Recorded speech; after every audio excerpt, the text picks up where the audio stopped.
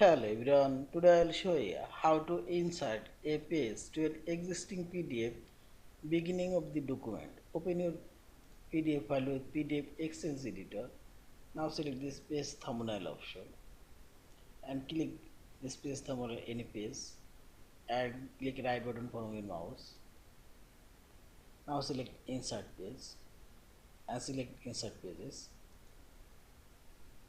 and select your from file, and you can choose a specific page, that is choose all page, and select your first page and already selected before. Now select this browse option and open your PDF file from a folder and add this file.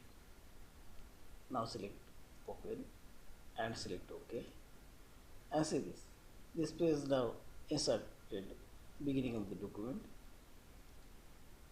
And same way we can add belong page beginning of the document. Click right button and select inside, and here you find empty pages as this document. Select here and first page and select before and select a page number or add only one page. Now select OK and see this belong page also added beginning of the document. In this way we can add pages beginning of the document. Thank you for watching. Please subscribe, like, share and comment.